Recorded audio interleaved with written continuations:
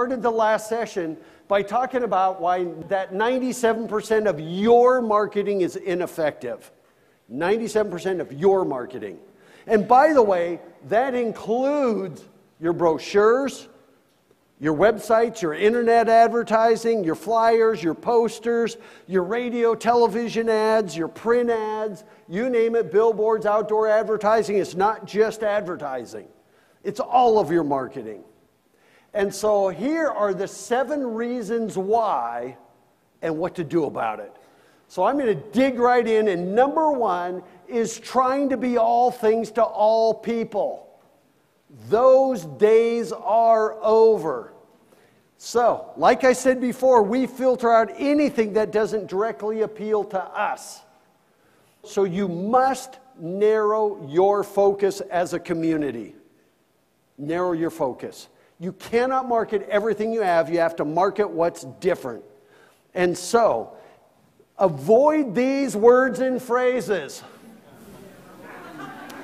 That's what I thought. How many of you are already in deep guano? You know, I was speaking in Wisconsin. We had 1,400 people in the audience, one of the biggest tourism conferences in the country.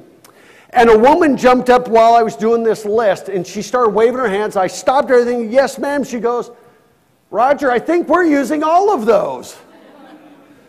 Explore, discover our outdoor recreation, which is unlike anywhere else. We have so much to see and do in our 4-season destination where we bring the seasons to life. But you know what? Look at that list. By the way, the word gateway is somewhere you pass through to go somewhere else.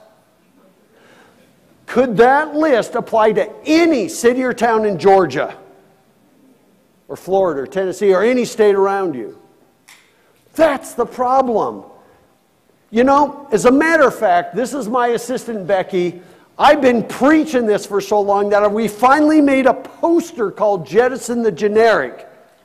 If you want me, I will send you 3 or 4 of these posters. You can come up afterwards, grab a business card, and if I run out of business cards, you can email me, and I will send you some, no charge, because I need you to give this poster to your marketing agencies, to your chambers of commerce, to your economic development organization, to your city, because this stuff doesn't work. It doesn't work. Go pick up Southern Living out there, any of those magazines, look at other community ads, and I'll bet they say, explore, discover, visit our town, those words and phrases. It doesn't work. Competition has never been more fierce. I mean, here's the economic development dudes battling it out. You know, what does it come to? And so these days, you must narrow your focus. You cannot be all things to all people and win. You must jettison the generic. If you Google, if there's 3 words I want you to take away from this conference, it's jettison the generic.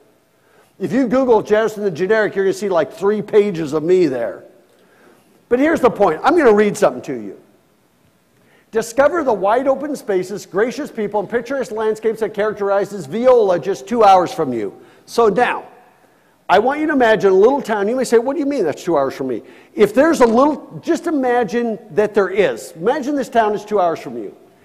Each season holds the promise of a new adventure and an incredible memory. Come join us in Viola and discover the scenic and recreational opportunities that await you. Having read that, how many of you, if this was 2 hours from you, would make that drive for it specifically? Raise your hands. No one. You're a mean bunch. But you know what? Is there anything in that you can't get or do closer to home? See what I mean? That's the problem. By the way, that wasn't written for a town called Viola. It was written for a town called Nelson, British Columbia. Here's the point.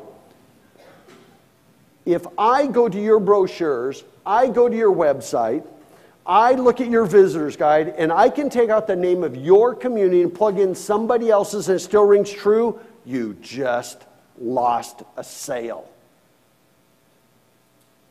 Now you know why 97% of your marketing is ineffective.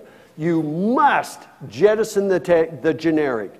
So I want you to look at your taglines, look at your logos, look at your brochures, your website, read your introductory text, and if it can fit anyone, I want you to toss it and start over.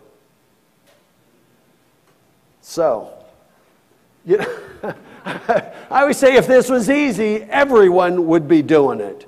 You cannot be all things to all people. You need to promote what your unique selling proposition is. That USP has been around for ages, but in tourism we tend to ignore it. Remember, we have the world at our fingertips. So, find your niche and promote it like crazy. And I know what you're thinking. Here it is. But we have so much more than that. If we narrow our focus, people are going to only know us for that one thing. Well, duh. It puts you on the map. Think about it. Where's Graceland? Come on. Memphis. Do you think there's more to do in Memphis than Graceland? I've had people say, no. There is. But that's what they're known for. What are you known for? What puts you on the map? You know, and then I can hear, but we'll be leaving somebody out. This is where memberships kill this. You must narrow your focus. And there's a lot of my members don't agree with that niche we chose when you do try to narrow your focus.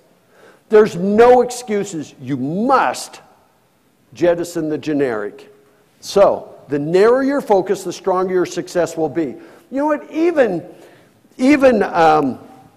Westin Hotels, they coined the heavenly beds. You know what? Westin Hotels now makes more money selling heavenly bedding than they do on hotel stays. Everybody's looking for their point of differentiation, whether it's a B&B, whether it's a hotel, whether it's a community. I mean, look at this. Holiday Inn Express is saying we have the #1 guest-rated showerhead. Quite frankly, I'd take the heavenly beds. But you know what? We're looking for points of differentiation. I'll give you another example. This is Ventana Inn on the Central California coast, Big Sur area. 1/3 of their clientele were families with kids. You know what they did? They had to remodel their hotel because it was in all that salt air and everything. They spent $3 million remodeling the Ventana Inn, and they got rid of 1/3 of their clients. You cannot stay there if you're under 21. So how would you like to spend $3 million, get rid of 1/3 of your clients, and then run ads like that that say, no kids, be kids? You know what happened? Within 1 year, their occupancy tripled. The average overnight stay is more than $500 a night, and they run at 90+ occupancy year-round. They paid that $3 million back in a year and a half. Find your niche. Narrow your market. This is St. Albert up in Alberta. I just want to give you an example. They're kind of a bedroom community to Edmonton, which has 1 million people, population about 60,000. They're known as the highest taxes in Alberta. They want to be more than just a bedroom community. You know, but that's what they're known for. That's not their slogan, that brand. That's just what they're known for. They decided to go with a botanic arts city. You know, gardening's the second fastest growing hobby in the US and in Canada. They created this. Their tagline is cultivate life. But it was the whole cultivate thing. Because they decided to go for botanic arts, a local nursery built a place called the Enjoy Center. It is the nicest nursery and outdoor living center in all of Canada, and one of the top 3 in North America. They spent $130 million developing this facility. Why did they do it? Because St. Albert stood for something that fit who they were, like Coors is to the Rocky Mountains. And so they built this. And so there it is. There's the outdoor living. They've got a spa in there. And then in the winter months, they can clear all this out, and they hold conferences and conventions in there and meetings. And now they're building, a private developer's building a 240-room hotel right next door because they stand for something. When you have something for everything, you don't stand for anything. You know, their posters look like this. Cultivate your own masterpiece. Then they branched off of it with cultivate the musician in you. I mean, here's another one, cultivate the chef in you. They now have the biggest farmers market in the whole region because of the whole cultivate the gardening, the green living thing. Cultivate the athlete in you. You know, and they went on and on. You walk into their library, their city hall, everywhere you go, it's all about cultivating life. They stand for something. It got everybody on the same page, pulling in the same direction for the very first time. The Chamber's doing it, downtown's doing it, Their visitor and convention bureaus do it. Everybody's doing it. And in their downtown, they've got all these pole banners up everywhere. Their downtown jumped on the bandwagon. So there you see some of it. They even have their brand promise written on a kiosk right in the middle of their downtown and in 4 other locations. You know, and they're putting in a wayfinding system, which is really important. And it all reflects their brand. And you know what they did in downtown? The city did a cool thing. They said, if we're going to talk the talk, being about beautification, gardening, all those things, the Botanic Art City, we better walk the walk. So the city did a grant program where if a merchant would beautify their store up to $5,000, the city would pay up to $2,500 of it. So this is a coffee shop right on the corner in their downtown. See the little white things out in front?